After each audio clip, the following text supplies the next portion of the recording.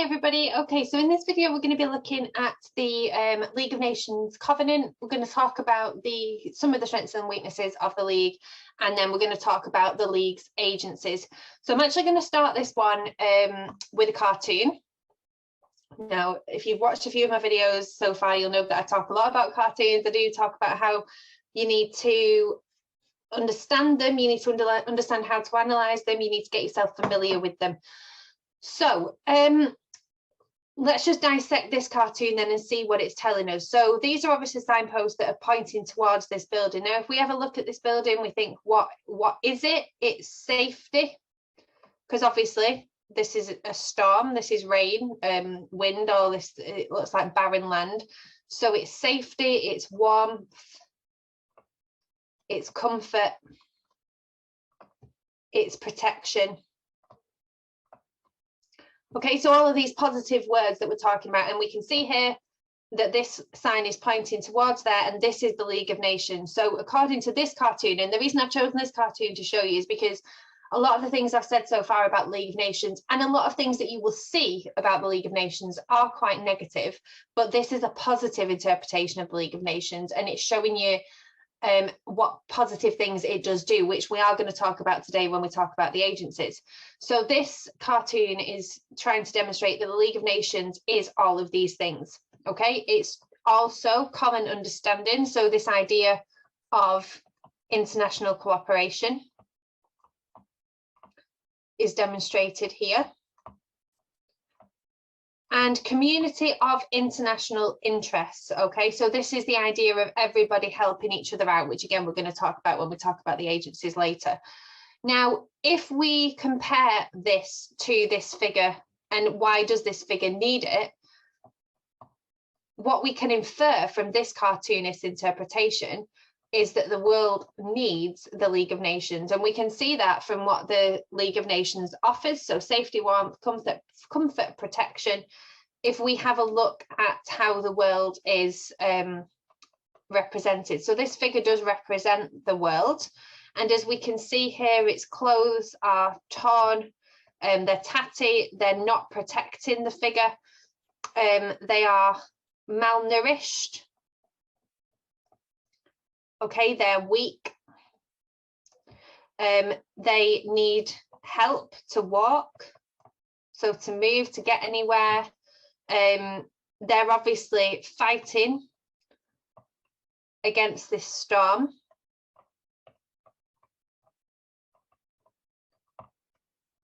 I love this cartoon because there's so much you can get from it. So if you were to get a 4-mark question about this cartoon, which I think was one of the sources a few years ago in the AQA exam, I've definitely used it with my students if it wasn't.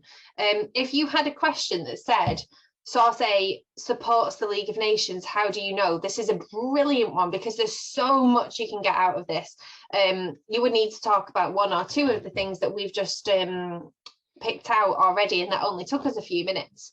So it's a really beautiful source for showing why the world needs the League of Nations. What I would argue is, does it need the League of Nations as it was, or does it need the League of Nations as it was envisioned? Okay, is the League of Nations realistic for the mood of the world at the time? I would argue not. It's not fit for purpose, in my opinion. So let's have a look at the covenant then of the League of Nations, what it was set out to do, what the Treaty of Versailles actually outlined about the League of Nations. So number 3 set up the assembly. So it was a meeting of all members of the League. So as we remember, we had 42 members to start with, and then it went to 58 in 1934. The 3 greatest powers at the start, so the USSR and Germany were members as we went on, but the USA was never a member. So they set up the council. So remember, we've got our big 4, Britain, France, Italy and Japan, and 4 other countries who served for 3 years at any one time, and then 9 years later on. And they met 4 or 5 times a year and in times of crisis.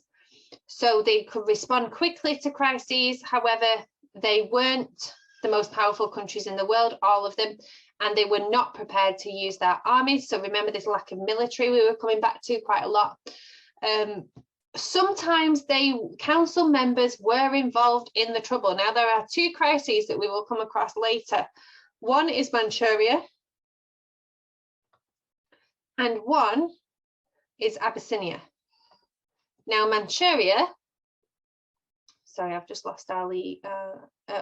Manchuria is Japan, Abyssinia is Italy. So when we're looking at the League being undermined, the whole Laval Pact as well involves Britain and France. Most of the incidents where the League is undermined is done by its actual powers, which obviously defeats the point of the League in the first place. But remember, one of the reasons for that might be that the USA was meant to be the one leading it, and they never actually joined. So that they said that agreements of the Assembly of the Council had to be unanimous. So it made it very hard to get anything done, because remember, 42 or 58 countries all wanting different things. Why would they vote for the same thing? They set up the Secretariat. However, it was too small to handle the vast work of the League. They promised to seek disarmament. So remember this, no weapons. But the conferences in 1932 and 23 and 32 to 33, the Munich conference failed because a lot of the big countries left it. The League shall safeguard the peace of nations. Was this overambitious? Was there ever going to be international peace all of the time? Plan for the arbitration of disputes. So remember, that was when one person would come in and be sort of the middleman in an argument between two countries. They set up the Court of International Justice, which could advise on law and arbitrate in disputes, but had no power. Remember, it could only advise countries of what to do. It couldn't say legally you have to do this. It did not have the power to do that. Planned for trade sanctions against any country that went to war. It damaged the countries of the League as well as the country who went to war. And another point here to make is that the countries could just trade with the USA because they weren't in it. They set up the Mandates Commission to look after the former colonies of Germany and Turkey. So they were administrated by France and Britain, who were two council members. And the League promised to improve the conditions for workers, stop drug trafficking, help trade and control disease. So again, is this overambitious? When we talked about this power of the League in the first video on the League of Nations, we said that its downfall in the way that this was worded was to improve the living and working conditions of all peoples. And it's this word all here. Could they actually do that much? Arguably no. But we'll have a look here at what some of the sorry, I've forgotten the word now. What these organizations did, and whether they were successful.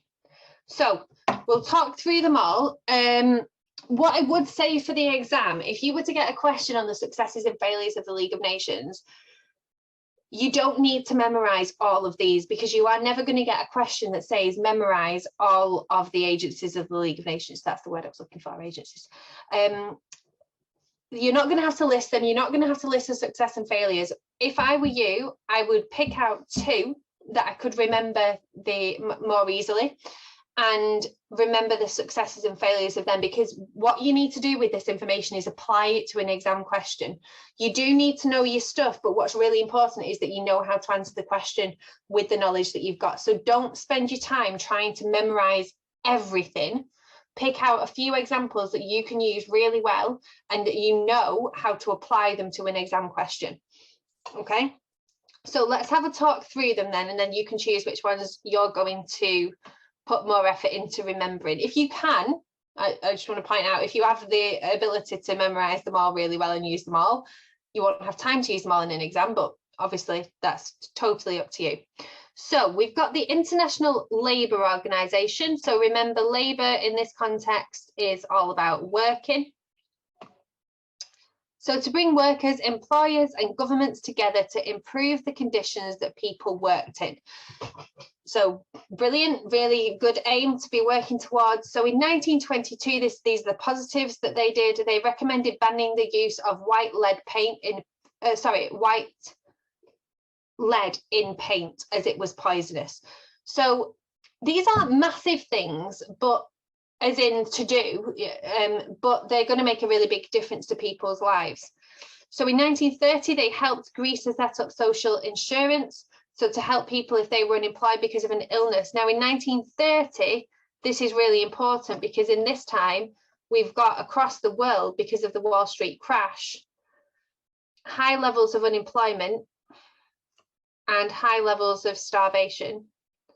So if people are unemployed because there aren't any jobs, then they're not getting food. It's really important at this time that people are supported. So we've got a minimum wage, which we still have today. So 77 countries in 1928 agreed to a minimum wage. 50% of workers were dying in Africa, and the League challenged this and reduced the death rate to 4%. So obviously that's a massive, massive decrease. It's not nothing, but that's obviously a sign of success for the League. In 1919, they tried to stop children under the age of 14 from working. However, it was not adopted by most members because they thought it would cost too much money. So again, this is a suggestion. There is nothing that the League can do to make this happen. It has to be on the goodwill of the countries involved. So in 1935, it was suggested that the working day should be limited to 8 hours, but only 4 voted in favour of it, because obviously if you limit the working day, you're limiting how much money you can make from your workers.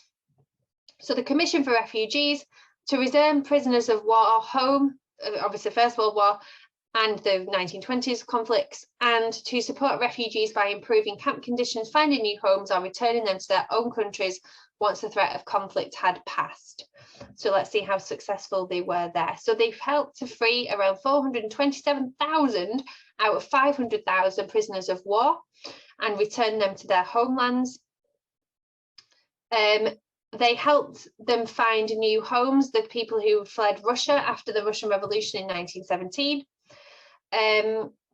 Again, refugees here, when Turkey and Greece went to war, they went and sent doctors and they found homes or camps for 600,000 Greeks in a 4-year period. So these are really big numbers of people, and you can just imagine what might happen to these people if the League hadn't helped them. So that's why I said this is one of the main areas that they are really successful in. So they create the Nathan Passport, a document that could be used as identification by refugees. However, in 1933, they tried to appoint a High Commissioner for Refugees who were mainly Jewish, fleeing from Germany, obviously under Hitler, and Germany rejected this proposal.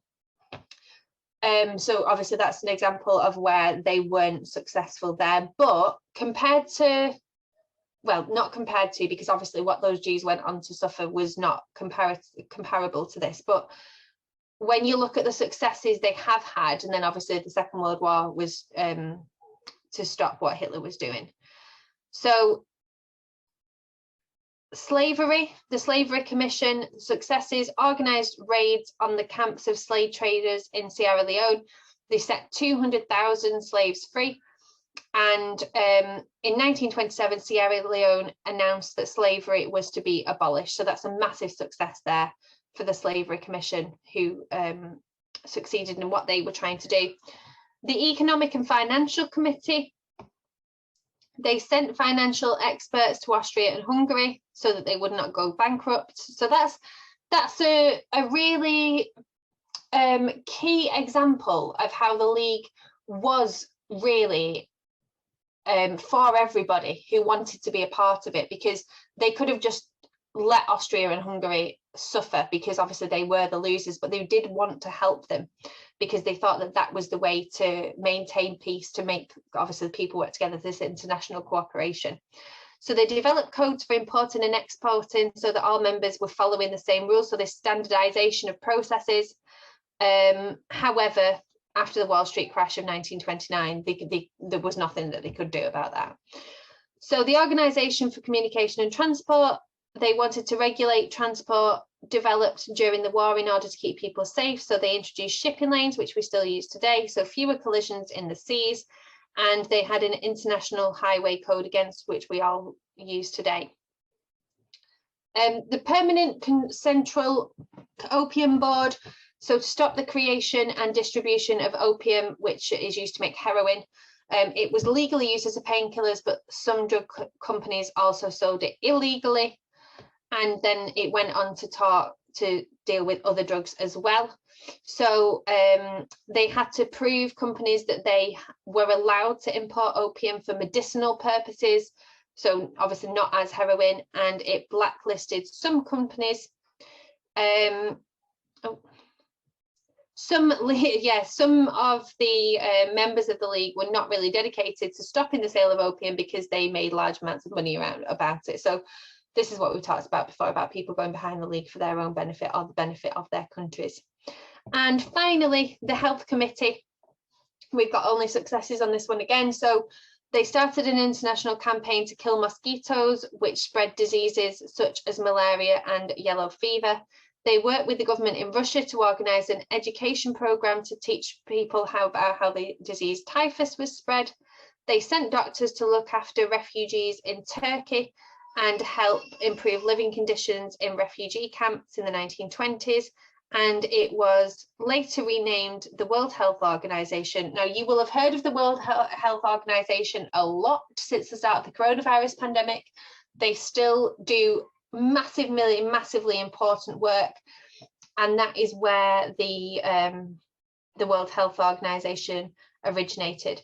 So as we can see, if we just recap and look back on our agencies, quite a few of them only have successes. So the Health Committee, the Communication for Transport, and the Slavery Commission do only have positives there, and a lot of them, the successes outweigh the failures.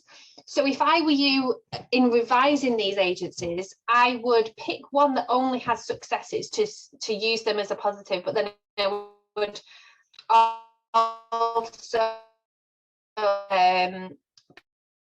pick one that has to marry it with the argument of the league undermining members of the league undermining it. That's a really nice way that you can link those 2 points there. Okay, so I hope that has been useful for you. There are more videos covering the League of Nations, so if you haven't watched them and you want to go back and watch those, then obviously please feel free, and I will carry on with the League of Nations series in the next few videos. Thank you very much for tuning in, and I hope to see you again.